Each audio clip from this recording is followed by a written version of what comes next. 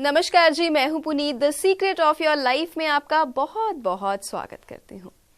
आज तो हद तब हो गई जब कोई इंसान आया, उसने पूछा कि ये जो ज्योतिष है ये तो आप ढोंग करते रहते हैं। प्रोफेसर साहब से नहीं कहा, जनरल बात कर रहा था 4 लोगों में बैठकर।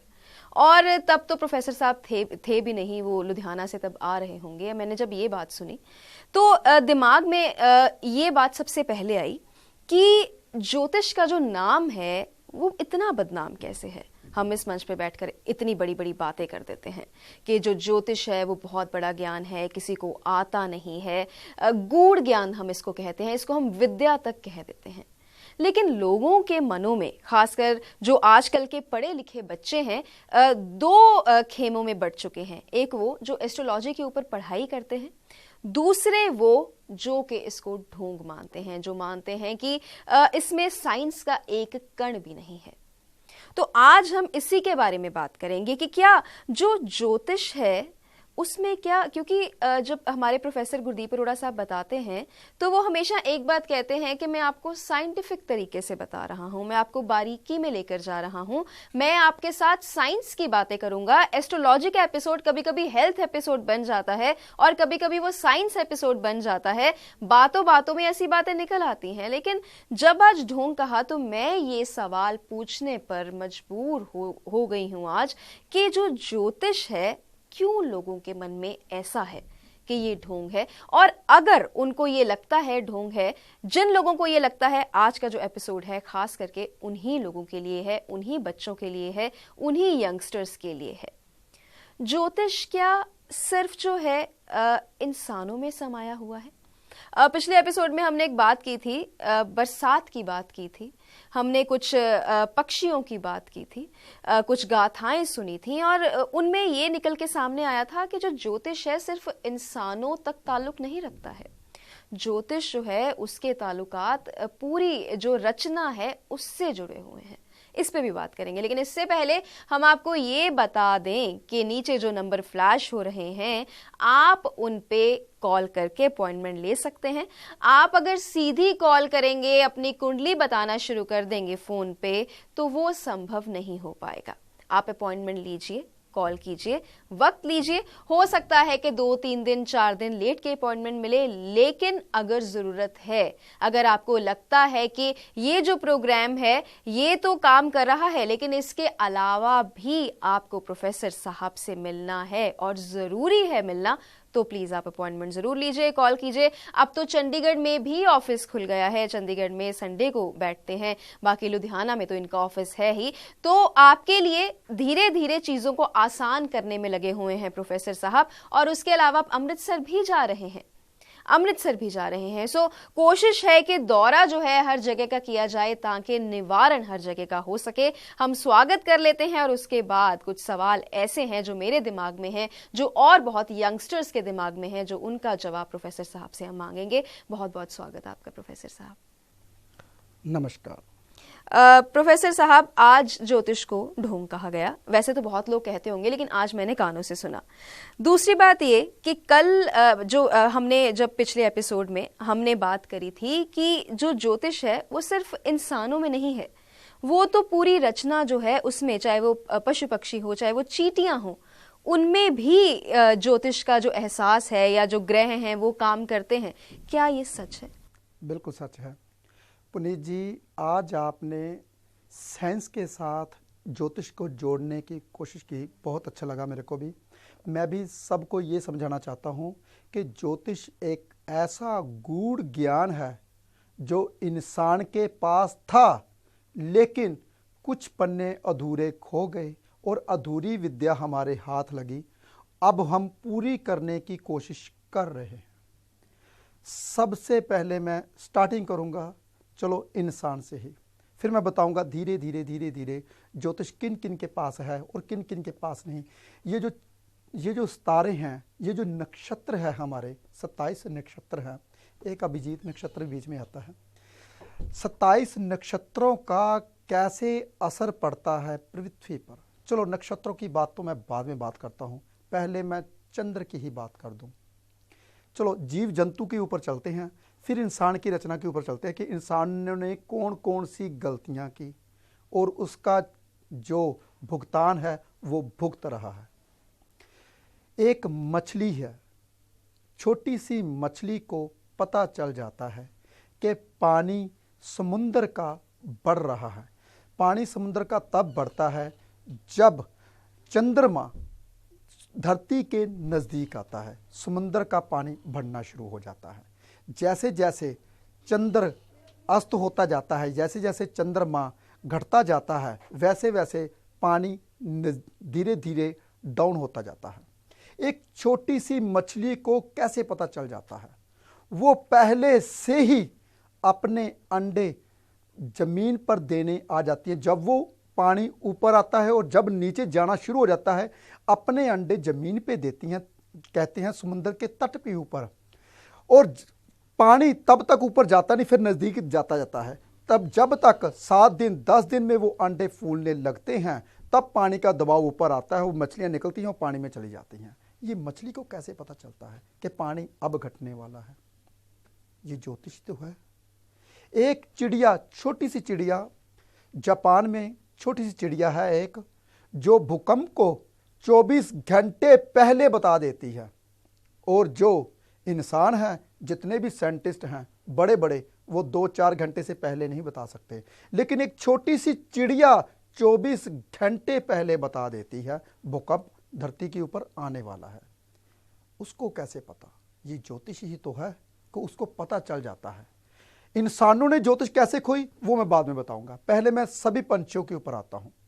वो पंछी जो सर्दी में रहते हैं, उनको कैसे पता 1.5 महीने बाद इसके ऊपर बर्फ पड़ने वाली है? वो अपना स्थल छोड़ के मैदानी इलाकों में जाना शुरू कर देते हैं। उनको कैसे पता अब बर्फ पड़ने वाली है 15 दिन बाद या 10 दिन बाद?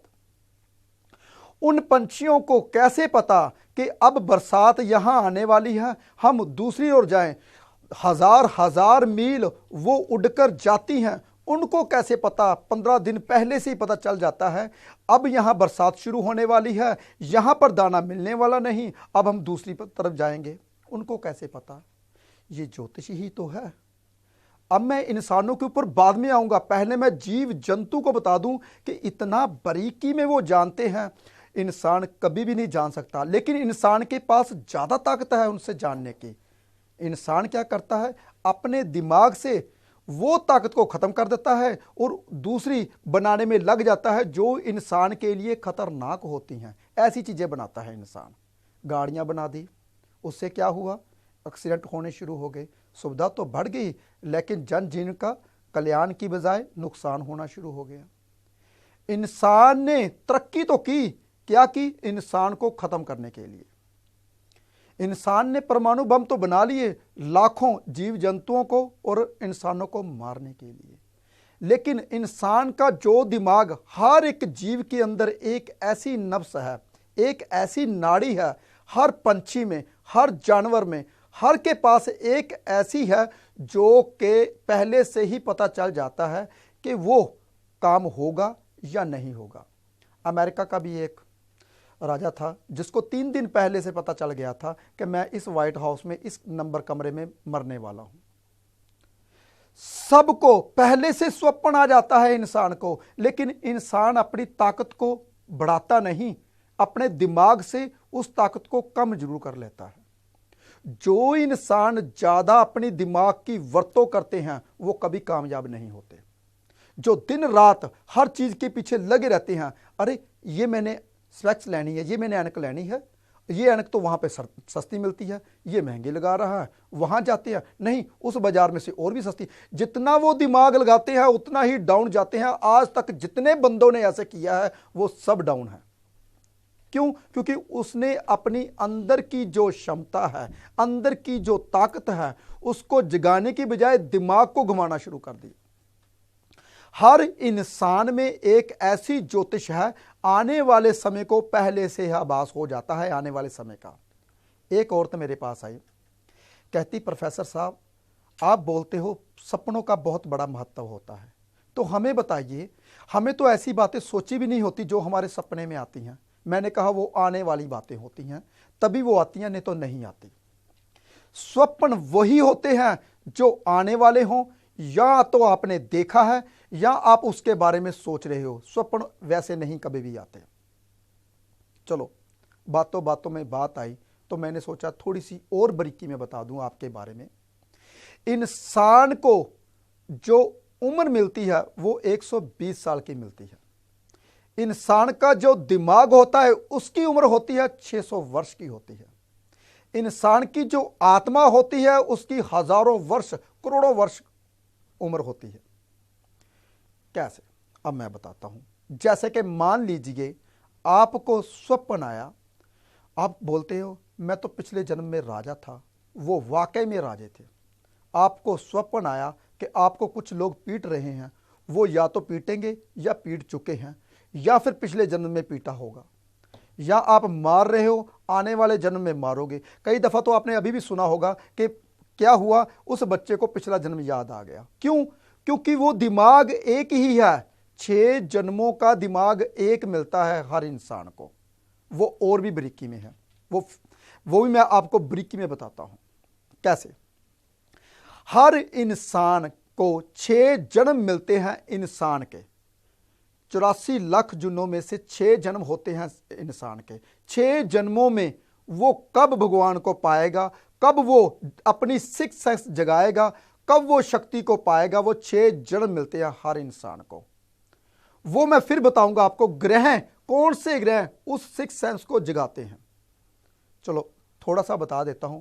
मैंने पहले भी कहा था, राहु ज्योतिष को सिखाता है।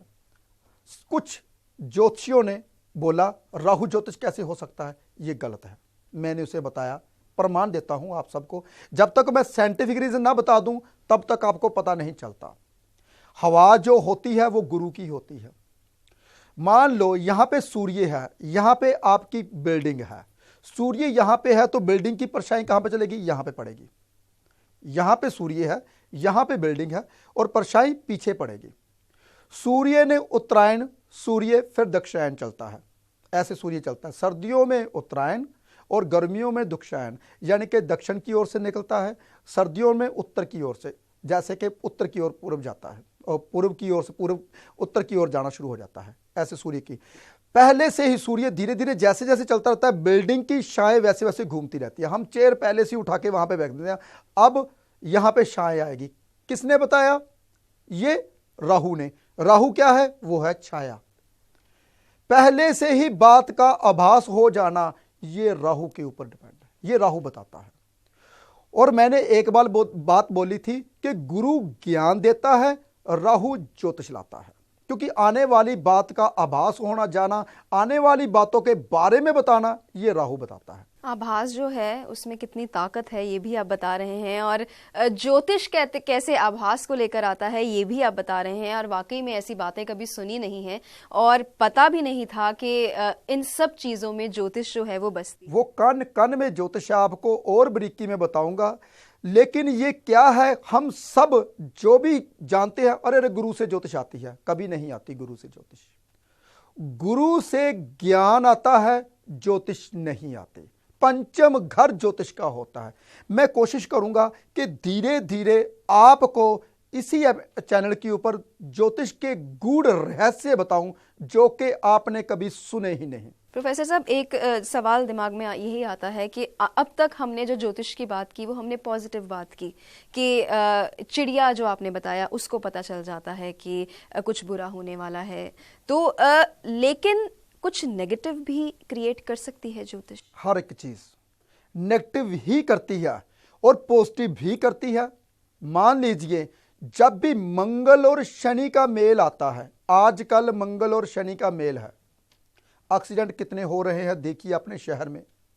देखिए जब भी मंगल और शनि का मेल आता है, जहाज क्रैश होते हैं, ट्रेनों की टक्कर आती है। जब भी मंगल और शनि का मेल होगा, एक्सीडेंट में लोग ज्यादातर तादाद उनकी बढ़ जाती है। ये मंगल और शनि करवाते हैं। ज्योतिष एक ऐसा गूढ़ ज्ञान है, हम खोज करते हैं कि ये बंदे को ऐसा क्यों हुआ।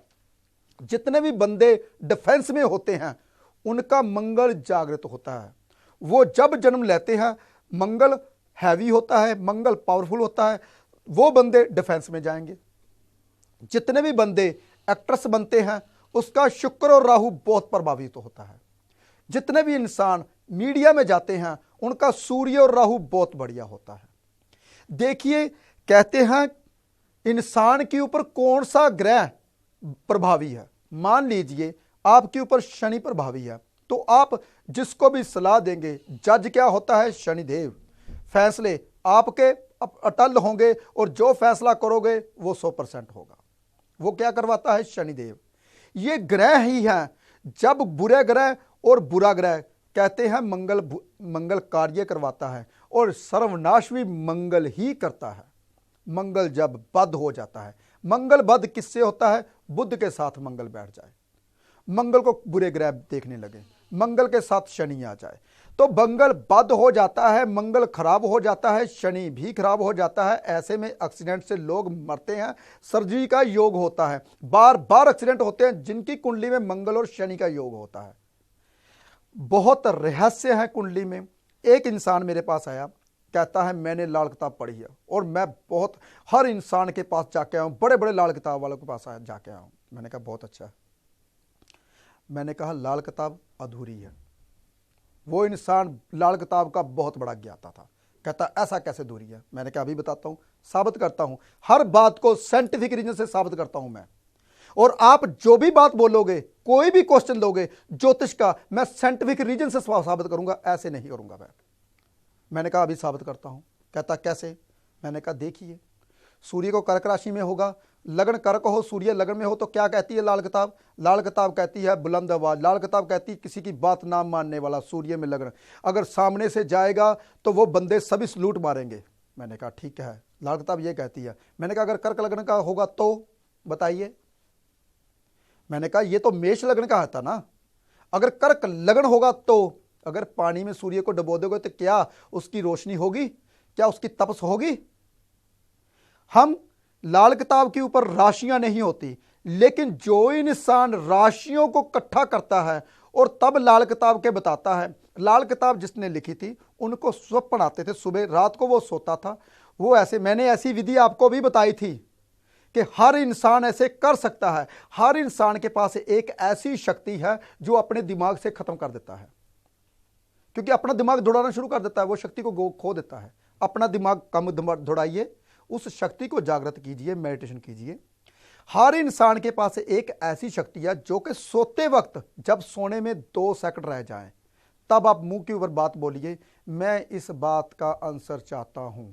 सुबह वो बात का आंसर आपके मुंह के ऊपर होगा, आपकी जुबान से निकलता होगा।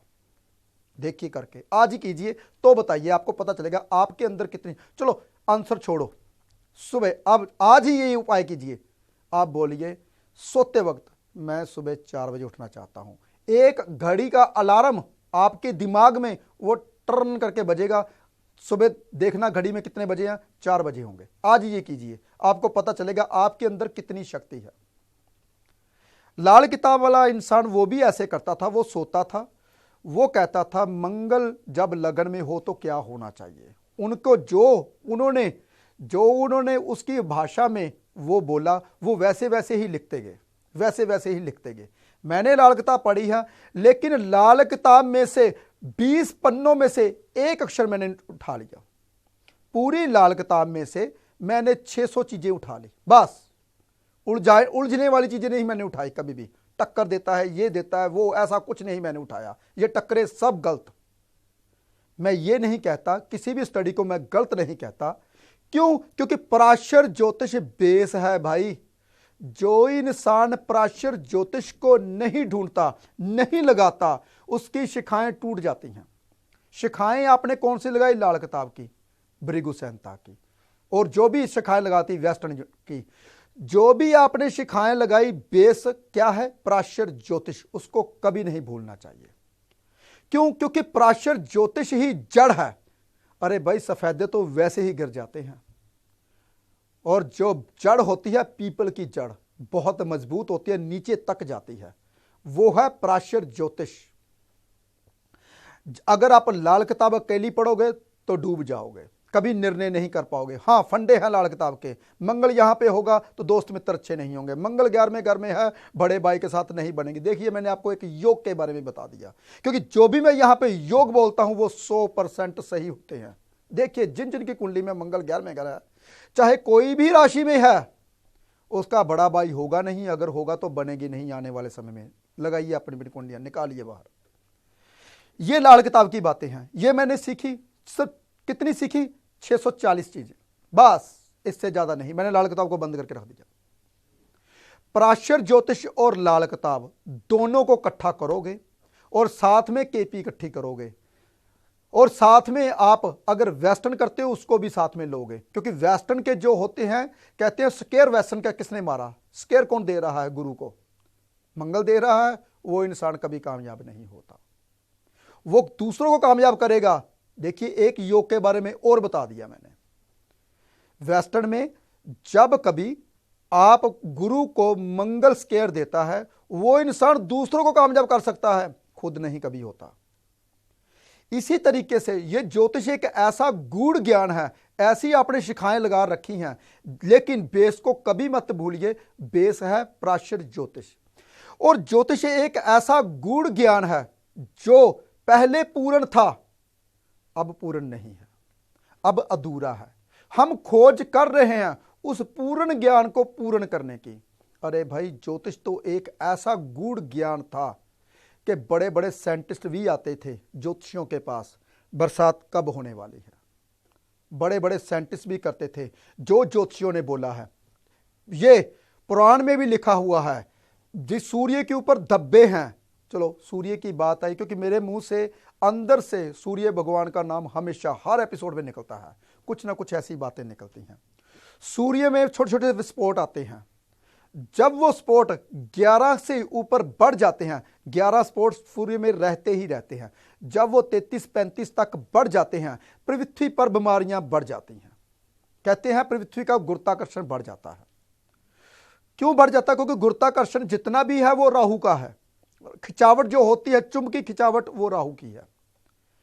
और पृथ्वी के ऊपर बीमारियां, अब सूर्य के ऊपर विस्फोट बढ़े हुए हैं, अब बीमारियां भी बढ़ी हुई हैं। देखिए आप, सूर्य के ऊपर 11 साल के बाद हलचल होती है, धरती में भी 11 साल के बाद जंग लगती है, कभी कहीं कभी कहीं कभी कहीं कभी कहीं। और जो जंग लगती है और जो हमारे पौधे हैं वो भी तय मोटी कर लेते हैं 10 साल के बाद, तभी पौधे की उम्र का पता चलता है ये कितना उम्र का हो गया। ये सारी बातें मैं साइंटिफिक रीजन से बताता हूं, हर बात को साइंटिफिक रीजन से बताता हूं, ताकि पता चले हमारा एक ज्योतिष ऐसा गूढ़ ज्ञान था जो खो गया, अब हम खोज कर रहे हैं उसको पूर्ण करने की। वैसे तो प्रोफेसर साहब, ये पूरा एपिसोड उन लोगों के लिए जवाब है जो ज्योतिष को नहीं मानते, लेकिन जैसे अगर जो युवा लोग हैं, अगर उनको हमें ये जवाब देना हो कि ज्योतिष ढोंग नहीं है, उनको वैसे तो ज्योतिष जैसे गूढ़ ज्ञान की बात कर रहे हैं, उसको मापना सही नहीं होगा, लेकिन फिर भी कभी कभी समझाने के लिए हमें उनको बता देना चाहिए। एक लाइन में ही बताता हूँ, चलो आप सबको एक लाइन में ही बताता हूं। जो ज्योतिष को नहीं मानते, सभी कहते हैं सावन का महीना, सावन का महीना क्या होता है? अरे भाई, सावन के महीने में बरसातें आती है, ये तो पता है आपको।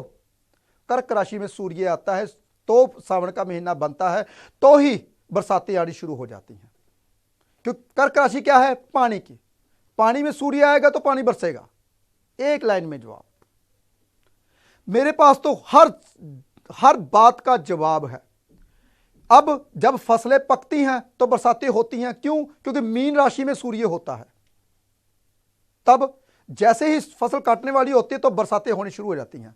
क्यों? क्योंकि मीन राशि में सूर्य, बरसाती पानी का कौन सा बरसाती पानी आएगा? मिट्टी वाला पानी, जिसमें आपको मिट्टी आएगी, जिसमें गंदगी आएगी। मीन राशि क्या है? गंदगी है, हमारे भीतर से जो गंदगी निकलती है। सावन के महीने में जो बरसात आती है, शुद्ध पानी, साफ पानी की आती है। देखिए, ये साइंटिफिक रीजन से मैं हर बात का जवाब साइंटिफिक रीजन से दूंगा और एक लाइन में दूंगा। जो इंसान कहते हैं ज्योतिष नहीं है, मेरे पास आए, उसको मैं साबित करके दिखाऊंगा कि तेरे भीतर क्या है। तू जब पैदा हुआ, कैसे नक्षत्रों को लेके आया और कैसे नक्षत्र तेरे आए, तू आगे क्या करेगा और क्या होगा। लेकिन मेरे पास इतना समय नहीं होता। मैं हर बंदे को यही बताता हूं, मेरे पास आपके मिलने के सिर्फ आधा घंटा है। आधे घंटे में जो जो मैं आपको बताता हूं 15 मिनट मुझे बताने में लगते हैं, आप ऐसे हो, ऐसे हो, ऐसे हो, ऐसे हो। 10 मिनट मुझे कुंडली बनाने में लगते हैं, जो उसकी दशा, महादशा, गोचर और वर्षफल निकालने में लगते हैं। टोटल होते हैं 20 मिनट, और 10 मिनट उनको मैं उपाय बताने में लगा देता हूं, और 5 मिनट मैं रखता हूं उनके लिए जो ज्यादा फेडअप होते हैं।